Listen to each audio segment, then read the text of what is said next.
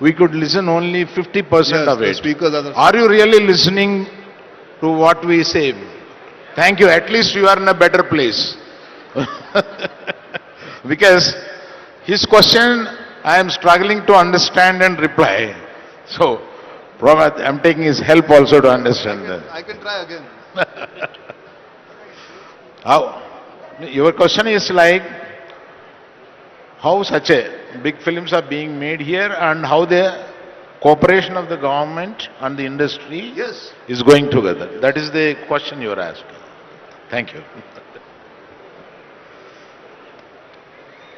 The films which have gone global, we should understand one thing is they all started from very local. Take recent films like Kantara and Pushpa. They are produced from a Chittur village story and a Karnataka small village story. They have taken it very local and made it sincerely, and it has become global. We should not try to make Transformers and Avengers. No.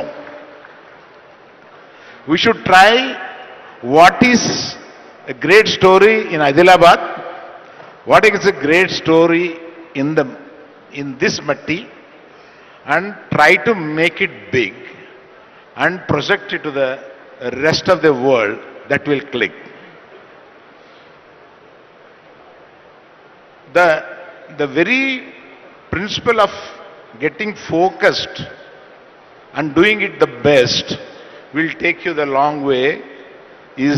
That is what is proved in the recent times while taking the films global. And the next question is, what he asked is, how the government is so cooperative here, and right from the beginning, right from Chenna Reddy to the present Chief Minister, everyone is very friendly. We are very fortunate to be here. Very friendly with the film industry. Our film industry, as Suresh told, that we were there in Chennai and we are only 25, 30 years old here. I tell you, when we were trying to make films here 20 years back, we were struggling. We were struggling. Why we have come here was the starting regrets.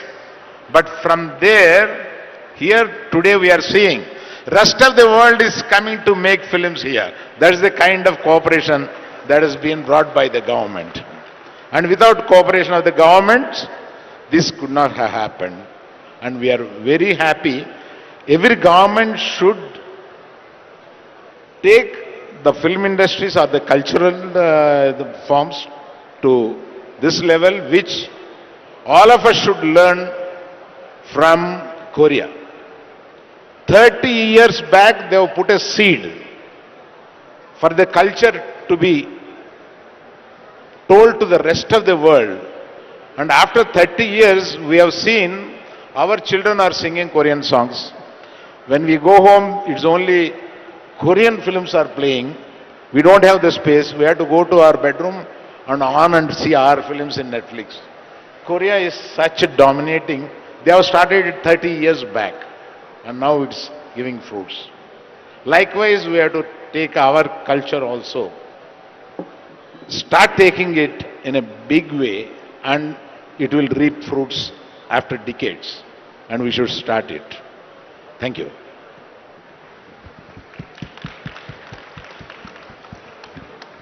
Shyam sir, continuing from where Allu Aravind Garu was saying, you were talking about taking cinema global, but we have to be local to go global is what everybody says.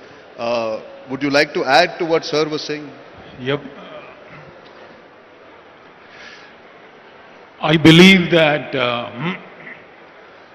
cinema is very, very, very powerful. It's not just, I don't think it's just entertainment. It's something more than that. Something way more than that. It is very powerful, and I believe it is bigger than political power. It is bigger than economic power. It is so big that it has the power to influence society. It is the greatest, most powerful influencer. That's how I look at it. And I think that we need to not just only attract cinema to Hyderabad, especially after what we have done to our regional cinema like Triple R, Bahubali, Pushpa, Kantara, all these films. We should also take our films globally, take it across. In that context, I would like to talk about, I would like to give an example for better understanding. There is, before 1985, there is a Japanese dish, Japanese cuisine called ramen. It's a original, authentic noodles, which is very popular in Japan. The rest of the world never knew about it. They never knew about it. It was not popular. It was not there on any menu. It was not offered in any of the Japanese restaurants. But it was popular only in Japan. And in 1985, they made a film. A film came out by the name Tampopo. It's a comedy, Japanese film. And the story is centered around the Japanese relationship with their food. To make it a bit more detailed, the story is about a hero and his relationship with this ramen dish. He made a film and the film was successful and it went on to release in United States. And when it released, it got rave reviews. It got rave reviews, it was appreciated, it became a cult film. It was exposed to the international audience. They started talking about it, they started getting curious about it, they wanted to taste that noodles. And then slowly it spread, it became popular the world over. And last year, just that one noodle which was introduced to the world through a cinema had a gross sales of $58 billion, which is bigger than the budget of our state. Just that one dish. That's what is the power of cinema.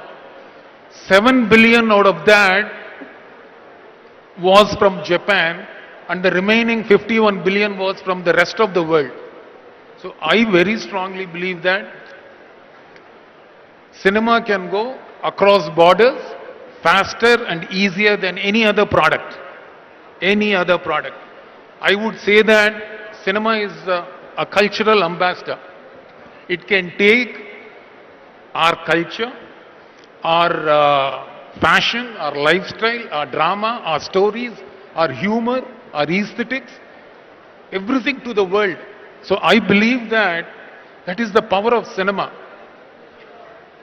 I believe that we should also start focusing on that. How do we take our cinema to the rest of the world? It can contribute in a very big way to our economy. 100%, definite. Because any cinema goes straight to the heart. It doesn't go with a propaganda. It goes with a story. It goes with an emotion. And that emotion is an experience. And that experience is a pleasure. Anything to do with that pleasure, associated with that pleasure, the viewer takes it home. He remembers it. So therefore, I believe that cinema is very powerful. And now that we have started going onto the platform, we have directors like Rajamouli, we have directors like Sukumar, we have directors like Rishabh Shetty. So we should work towards that, take our cinema internationally. But we are not great at packaging, presenting, marketing. Therefore, I think the state government should step in, start establishing those cultural centers and help us marketing our projects. So I think that is the way to go about it. Not just attract, also take our cinema international. That's it. That's my view. Thank you. I think speaking of cinema and language not being a barrier, I'm sitting here with Ritesh, who has now become a director himself and directed in Marathi. Where regional cinema is concerned, when we speak about I think the biggest success we've seen in the recent past is Kantara, a man who's, as Suresh sir was telling us backstage, he lives very short the film. He's gone back and taken people back there to shoot a film, tell the story about a rooted part of his culture, and the country and the world has embraced it. So Ritesh, I wanted to ask you, what kind of skills and technology do you need eventually to be able to actually take a story that is based in Maharashtra, to shoot it here, to make sure that the audience, even in Telangana, enjoys it, the audience in Punjab enjoys it? How do we break this language barrier? How do we break this cultural barrier that I think perhaps the Kantara has done so well in the recent past? Because Bahubali is still a mythological story in that sense. Pushpa is still the angry young man coming to the fore with the core emotion. But the cultural stories that we want to listen to, we want to understand, and we want to really respect, how can we take that to the entire nation? First of all, thank you so much for having me over here. I want to thank Honorable CM Sir, Deputy CM Sir, for organizing this wonderful global summit, and to have great minds here, and to feel that I was capable to sit here. First of all, thank you so much. My journey started from Hyderabad. I'm happy to say that I'm a product of Hyderabad. My first film, Tujhe Meri Kasam, where Ginile and me, both of us debuted, was produced by Shri Ramoji Rao. And everything I learned, my first experience about filmmaking, was from here in Hyderabad. I learned about work ethics. I learned about how films are made. I learned about how people are treated. I didn't know anything about filmmaking. But my foundation itself was so good in terms of dealing with people who are so professional, so respectful, and so inclusive. That is one thing that Hyderabad really inculcated in me as a person, and I'm extremely proud to carry it with me for the last 22 years as an actor, a producer, and now as a director. Talking about, I have, Ginil and me, primarily we have produced Marathi films. That's where the language that I'm born in. It's an industry, when you talk about Indian film industry, it started with a Marathi man, Dadasaheb Phalke. And one man's vision in Mumbai, and when we spoke last time that, you know, industry, a lot of people from all over the country came, and it became like a pot boiler for filmmaking. It became a hub. It became something much more important, much more like an ambassador to cultures. And it has, like